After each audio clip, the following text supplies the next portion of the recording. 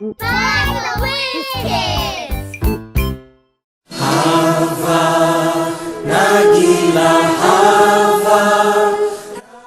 Well, hello. Today's lesson is a really exciting one. So let me first ask a question to you. Have you ever been to a wedding? It's really quite exciting going to a wedding. You see lots of friends and family, and there's lots of food too. But today's lesson is about Jesus going to a wedding. A wedding in Cana of Galilee.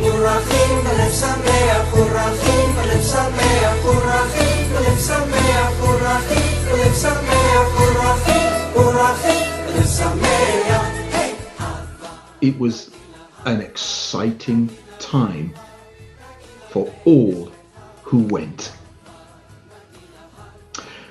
This is a place at this wedding where Jesus performed his first miracle, we are told in John chapter 2. And we're going in at verse 1. Now, before we begin to read slowly, there are, of course, as I've said before, a number of things to keep in mind. Use your imaginations. Pretend you're actually there at the wedding with Jesus and with all these other people. When we read the verses, read with care. Nothing is wasted. Everything is important. Stop and think. Let's begin, shall we? John chapter 2, verse 1. And the third day there was a marriage in Cana of Galilee, and the mother of Jesus was there. We're not told who was getting married, but we're told that the mother of Jesus was also a guest at the wedding. Oh, but look at verse 2. And both Jesus was called. He had an invitation. And his disciples. Must have been a large wedding. And this couple who had got married, who was getting married, maybe Jesus knew them really well. And the disciples and Mary. Hey, maybe they were distant relatives. We're not told. But what we are told is Jesus is invited to a wedding with the disciples. And who were the disciples? What were their names? Oh, well, we know those names. Let's try again. If we remember, if we haven't heard the rhyme before, then maybe we can learn it for next time. Peter, Andrew, James and John, fishermen of Capernaum. Thomas and Matthew too, Philip and Bartholomew, James, his brother Thaddeus, Simon, and the one named Judas. 12 disciples here in all, following the Master's call.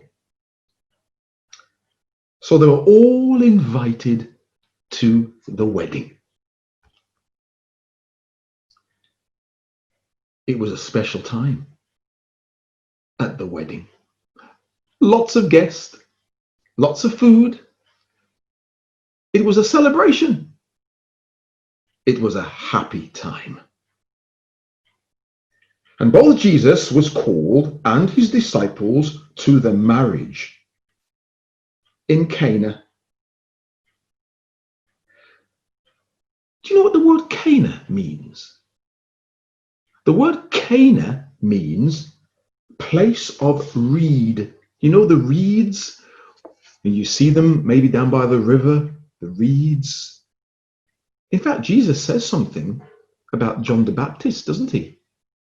he says to the people, remember, John the Baptist was not a reed shaken in the wind.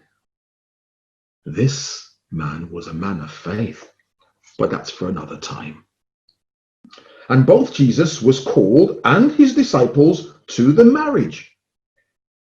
And when they wanted wine, the mother of Jesus saith unto him, they have no wine. So what had happened? They were enjoying themselves, dancing, eating, drinking. And there were lots of people at that time who, and for a celebration, it was a good time. And they were pouring the wine. And they were celebrating as they ate and as they had a sip of wine or two. There would have been lots of grapes maybe at that time as they, because after all, that's where we get the wine from. It was a lovely time, a happy time. And there, of course, was the happy bride and groom. Oh, but there was a problem. A big problem, which was about to unfold. There was a man there also. He was in charge of looking after the food, looking after the wine, making sure that all the tables were laid out nicely. It was a lovely time. A man and his wife. A lovely celebration. And of course, there was dancing to celebrate this lovely time, this marriage. And so they would settle down to start eating and drinking, and they were all enjoying themselves. But then there was a problem. It could have been quite embarrassing. The servant comes and says, oh, we've run out of wine. There's no wine left. What are we going to do? How embarrassing. What will the neighbors say? What will our friends say? We've invited all these guests to the wedding and we haven't got enough to give them. Oh, our wedding is ruined. However, there was someone there who could help. We're told in verse 3, as we've read before, and when they wanted wine, the mother of Jesus saith unto him, they have no wine. Now that's interesting. They didn't go and talk to Jesus and say, Jesus, can you help us? We've got no wine. You get the impression that Jesus was maybe just watching, not to show himself. You get the impression he was quite humble. His mom, Mary, she was used to noticing things, you know. Moms are usually good at noticing things. Have you noticed? And someone tells Mary, or maybe no one tells her, maybe she just notices. Maybe she sees that the servants are they're panicking, they're nervous, they're scared. What are we going to do? We've got no more wine. Hey, have you ever been to a wedding and they've run out of food? Well, now what happens next is beautiful. Because Mary sees that there's a problem and she asks Jesus to help. Oh, that's important, isn't it? If we have a problem, ask God to help us. Pray about it. He can help. We must pray about it. So then, the verse says that Mary says to Jesus, they've got no wine. Oh, it's going to be really embarrassing. This poor young couple, they want it to be a special day, Jesus, but they haven't got any wine. I wonder why they didn't have enough wine. Maybe they just couldn't afford it. Maybe they were quite poor, but they wanted lots of their friends to be there. That's a good lesson too, isn't it? Even though they didn't have maybe enough money, maybe they had to give their things away to the Romans in taxes. They had to give the Roman soldiers money. They didn't have much themselves. All they knew that this couple loved each other and they wanted to get married and spend their lives together in serving God. Whatever the reason, Jesus was there. And Mary knew that Jesus could help.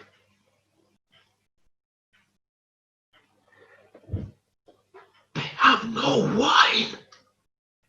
There's none left. Jesus said unto her, what's it got to do with me? It sounds unkind, but it wasn't unkind. Jesus is saying, well, I don't really want to get involved because... But Mary knew.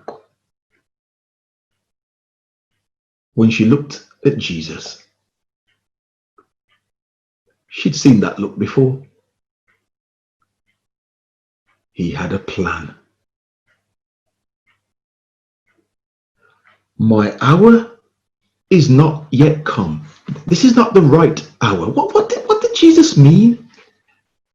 My hour is not yet come. Well, do you know, Jesus is not thinking about the wedding there in Cana. He's thinking about one day in the future, 3 and a bit years later, where his hour would come,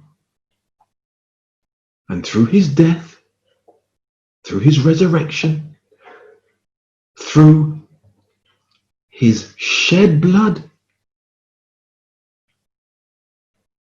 that would be his hour. Isn't that amazing? Even at that time, Mary's talking to Jesus about the wine at a wedding, and Jesus is thinking about the wine that he would talk about in the future. So maybe that's an important clue about this first miracle that Jesus performed. Maybe it points forward in a beautiful way to the future. Well, yes, it does. His mother saith unto the servants, whatsoever he says unto you, do it. Mary knew her son so well, and she saw that look in his eye. He was more than willing to help. And she turns to them, whatever he says, do it, because he has a plan. He doesn't want the day to be spoilt for this young couple who are getting married on their special day. He wanted to help them. So, what does he do? And there were set there 6 water pots of stone that the Jews have, there were 6 of them. Let's count. 1, 2, 3, 4, 5, 6. Right. 6 of them. Large pots filled with water. And what would happen is they would go to a wedding, or before they eat, they would wash their hands to make sure everything was nice and clean, and then they would eat the food. So they would wash their hands, and then maybe they might, have a few grapes. Very nice, because it was a wedding, and you have to have clean hands when you're eating food. Very important. So Jesus says, fill all those water pots with water. Jesus said unto them, fill the water pots with water, and they filled them up to the brim. Whoa. These water pots, they were really, really big, with lots of water in. And so, when all those water pots were filled with water, look what happens next. Fill the water pots with water, and they filled them up to the brim, right to the top. And he saith unto them, draw out now, take some of the water, take some it out, and bring it to the governor of the feast first. Ooh, that's a bit scary if you're a servant. So the servant took and filled up the water pots with water, and then they dipped it in, and they poured out, and they brought it to the man who was in charge, the governor. Now, who was the governor? The governor was the person who was in charge of the food and of the drink at the wedding, making sure everything's nice. We've got water, we've got wine, we've got lots of food for people to enjoy themselves. And this governor was in charge of the wine, and he was in charge of the food to make sure everything is right. Because he didn't want to upset the day to make the bride and the groom sad. It was their special day. So the servant takes and pours it out. It's no longer water. No longer water. It's wine. Wow. Wow. That was amazing. But there's something else. And when the ruler, verse 9, of the feast had tasted the water that was made wine, he didn't know where it had come from. He didn't know. And the governor turned to the one who had got married, and he says, he tasted the wine. Oh, the wine, it was the nicest wine he had ever tasted in all the years of going to all the weddings ever. It was the best wine ever. Now, can I tell you something about wine? The older the wine is, the better it tastes. But that's strange, isn't it? How old was this wine that Jesus had turned from water into wine? 1 minute old? 2 minutes old? 3 minutes old? 5 minutes old? Sometimes wine can be about 40, 50, 60, 80, 90 years old, and it gets better and better. But Jesus's wine was about 5 minutes old. 5 minutes! It was made in a few seconds. And it was the best.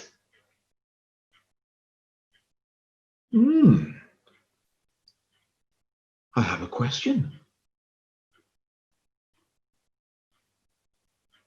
You see, the power of God can do anything. It can make things seem older than what they really are. That's God's power, you see. And the governor thought that that wine was the best ever. So what are the lessons for us young people? Well, God will always have the answers. God sent Jesus that we might live. And so let's remember that Jesus has always been there in the pages of the Bible. And now we wait for him to return for that marriage supper. Oh, but that's for another time. See you again soon. Bye-bye.